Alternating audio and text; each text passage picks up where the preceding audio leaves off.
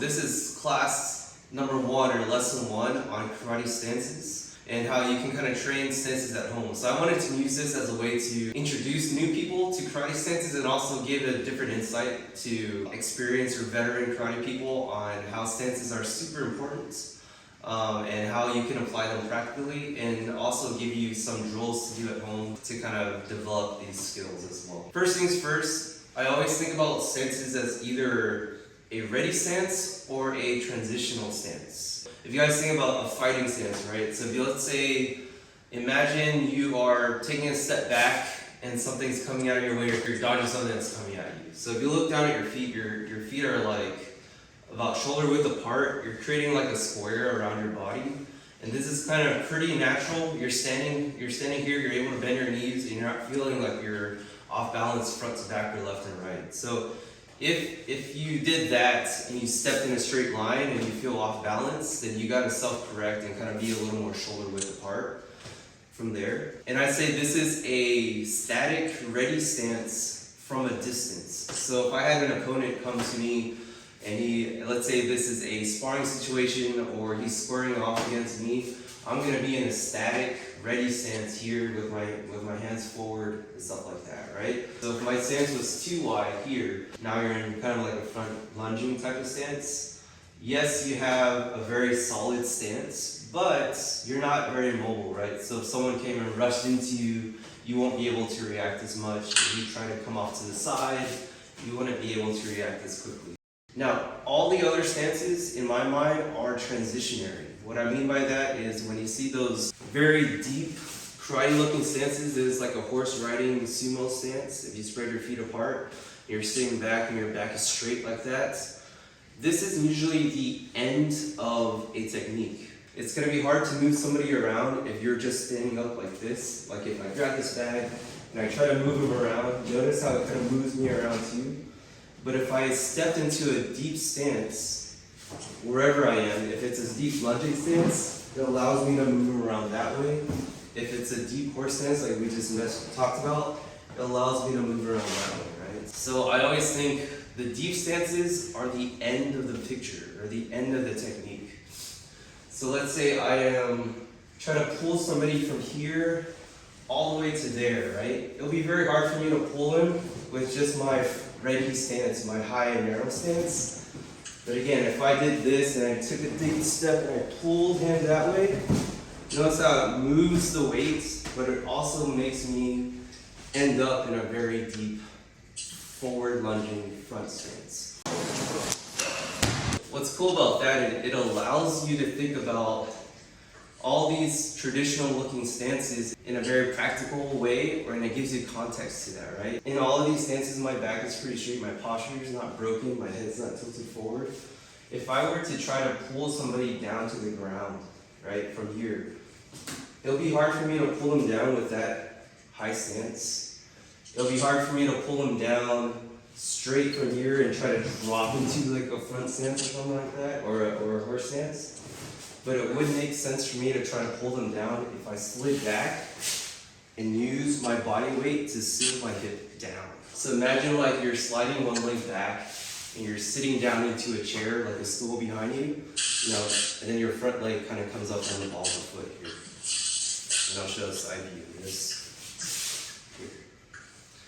And what's great about that is it allows you the ability to kind of pull somebody this way without having to turn your body and switch up your stance. So I'm literally just like pulling and sinking back down. If I did that on the back here, instead of trying to turn like that, I'm literally pulling and sinking back down.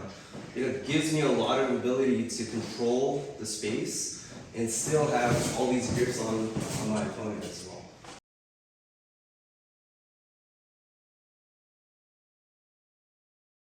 So those are your 4 major stances. And what's cool about that is you can do them in context and now in like a transitionary way. So if I were to just stand normally here, I would do a few drills, like let's say, let me do my horse stances, left, right, front, back, right? So instead of thinking, I gotta go horse stance, now I gotta stay in this solid structure. Start from a natural stance and go to the left and down. And go to the right and down. Now when you go forward, you're going to turn 90 degrees and go forward. Now if you go back, you turn 90 degrees and go back. Right? And whatever you do with your hands, it really doesn't matter. You don't need to throw strikes or anything like that. I would even imagine like you're pulling something, right? So if I were to go this direction, I can imagine I'm pulling something that direction and go back. If I'm going that way, pull and go back. If I'm going forward, I can imagine I'm shooting into something. If I'm going back, I'm pulling them back into something, right? I have a question. When you're doing these, does it matter if you're more, traditional horse stance with toes, like, very pointed forward, or you're more kind of shikodachi, kind of more out?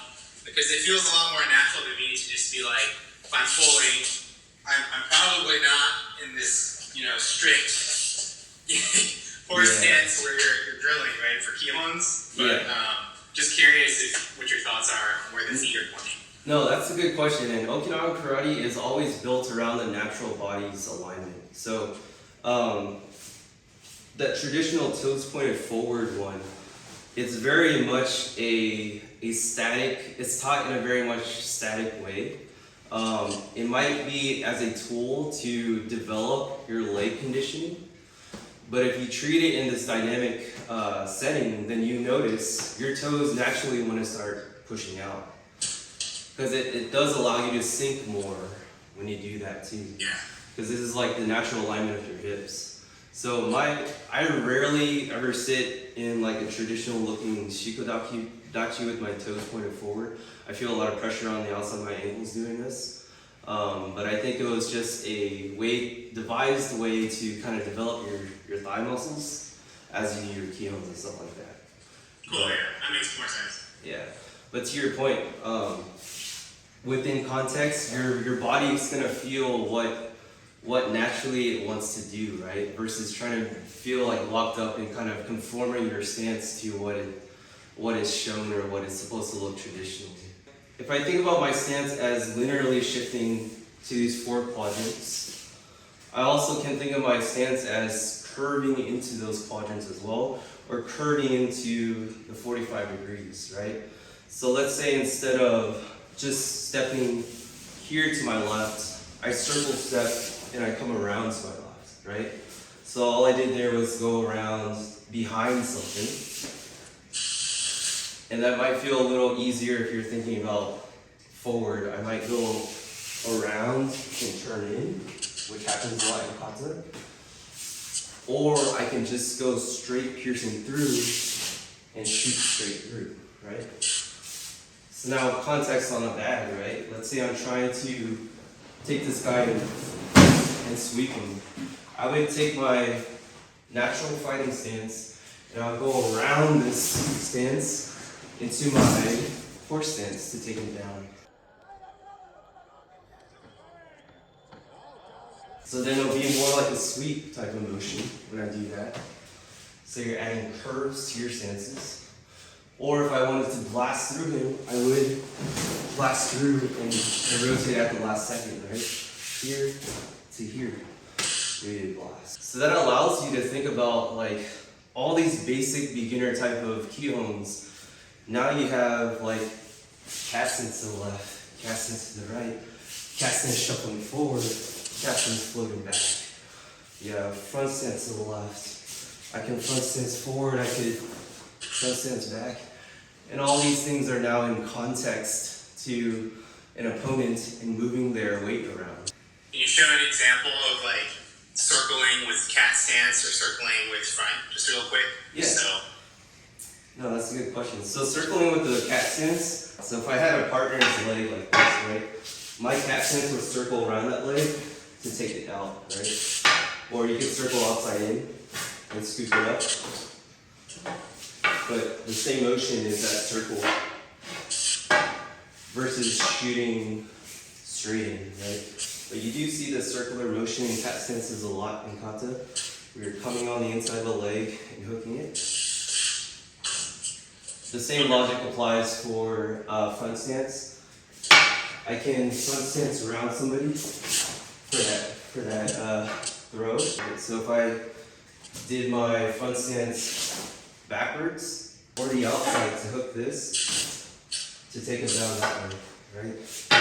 Circle out, front stance.